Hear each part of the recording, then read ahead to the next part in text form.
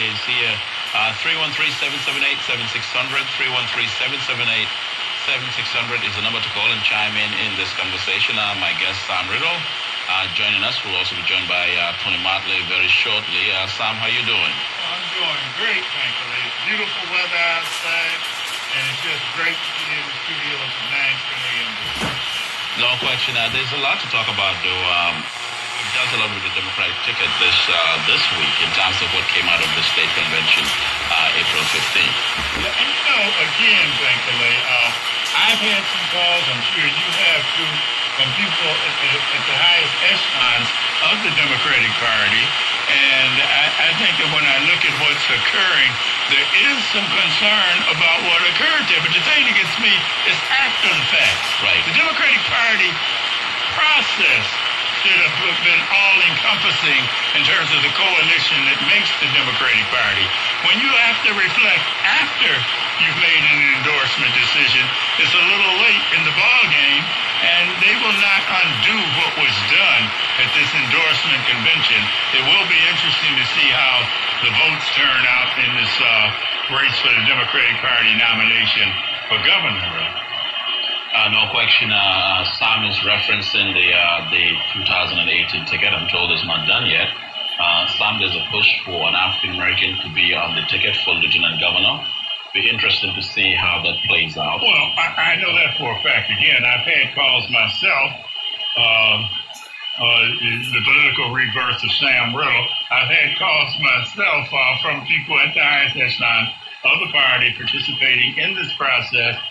I am convinced that there will be a black person on that ticket, but I guess what's, again, very disappointing is the whole process itself in terms of how that nominating process went. Quite frankly, this all-white ticket that the party has right now smacks of a form of systemic racism in terms of how the party operates. Now, it's not to negate the fact that participants in last Sunday's convention out-organized, for example, the UAW, which had endorsed the black candidate, Pat Miles, for Attorney General. But if the UAW had really wanted Pat Miles, if they knew that his opponent had 20 buses, the UAW could and should have come up with 25 buses full of people. That didn't occur because, again, the black vote is being taken for granted. I'm so tired of saying it. Almost 50 years now, I personally have been saying it, but the Democratic Party takes the black vote and the black constituents for granted. We have to search for a way of punishing that Democratic Party, making them pay for this total lack of respect for the black vote, and we should not be governed by fears of a Republican taking office. We've been at this for over 4 centuries now, and it hasn't been a good picture for us. Go ahead, Tony Motley.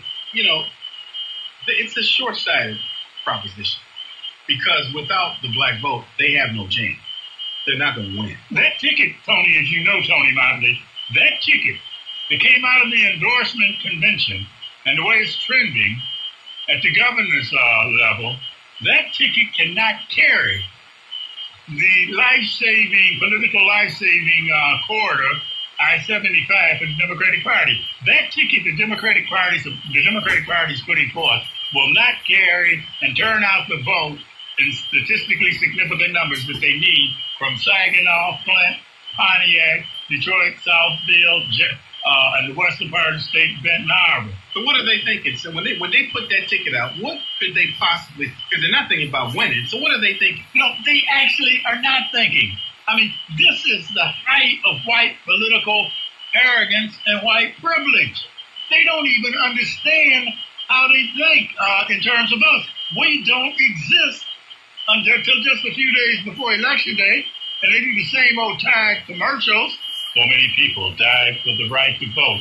Hey, fool, people dying in my neighborhood every day. What's up with you?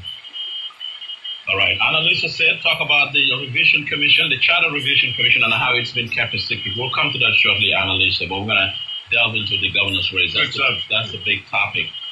the 2018 ticket here. Tony Matlin joining us, award-winning multimedia producer, Sam Riddle, political director for the Michigan Chapter National Action Network. It is Fire Fridays. Let's go to Eric.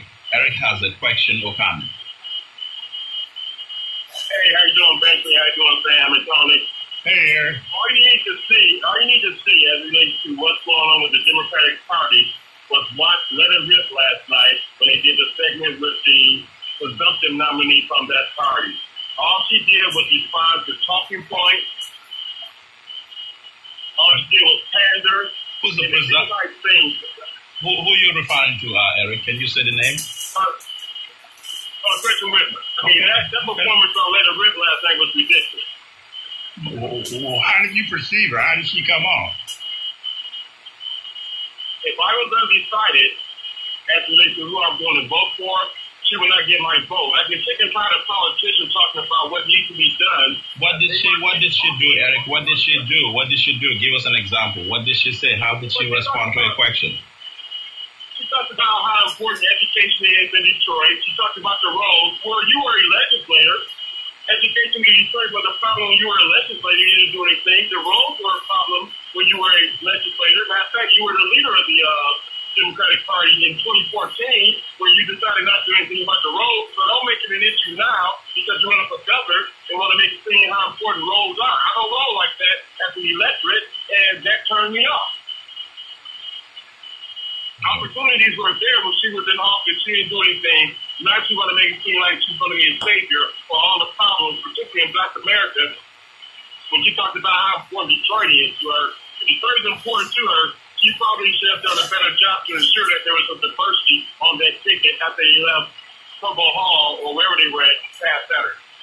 So Eric, what's your option here? Let's talk about your option. On the Democrat, I mean, in full transparency, my choice has not changed. Who's your choice? Right now, I'm supporting Bill Schuette. Okay. All right. So you're supporting Bill Schuette, huh? Yes, sir, basically. Now, what are the advantages Bill Schuette offers to you that make you cast your vote for him, say over Gretchen Whitmer? What is Schuette offering you? The same thing that Gretchen and the Democratic Party has offered Black for the last 50 years? No. Answer the question, Eric. Let's go line by line. Let's go line by line. Don't give us that. Come on, Alex. You know this panel is more politically astute than to accept that kind of answer. Let's not do platitudes. Sam asked you a very simple question. What is it that Bill Schuette offers that Gretchen doesn't offer? Let's itemize it. For someone that knows him, I don't know her, but for someone that knows him, someone that's been in the same room with him, some of the things that he's talking about doing as it relates to the issues of education. I think what I'm seeing from a lot of people in the Republican Party or the GOP is that they're trying to show how much they care in certain communities. Yeah, that doesn't answer my question. That doesn't answer. But Eric, hold on. You're a very smart guy. You're a smart guy. I didn't ask you what people in the room said. You said your choice is Bill Schuette. I asked you to itemize for me, line by line. What does Bill Schuette offer that Gretchen Whitmer doesn't offer? Itemize it. On education, what do you mean? Explain. What I mean is, I feel that he will do a better job of addressing some of the issues and ills of the educational problems in urban communities than what has been done by the Democrats and what she's talking about. How would Schuette do a better job? For example, DPS. Let's explain. Let me give you. I'm making it easier for you now. Just give you DPS as an example. How would Schuette address the Detroit public schools crisis? How he's going to address the Detroit public schools crisis? He will be putting a team together to look at the root causes of the problem, not just address people going to college, but putting into place some programs that people can realize you don't have to go to college to be a success. Trades will be one of the primary indicators and agendas of his program. What would be the primary indicator? Trade. What he's going to do with trade? Is that not a talking point from the Snyder Relentless Positive Action? The Marshall Plan is something that's in place. It's not fully engaged yet. The next governor we have an opportunity to put the Marshall Plan in full effect. Okay. There's some right now. There's still some I's dotted and T's crossed with regards to the Marshall Eric, Plan. okay. Eric, brother, I like you. No, let him stay. I like this. I think it's good for people to hear this. Eric supports Bill Schuette, but I like you, Eric, and I always appreciate your call, but you are not doing a good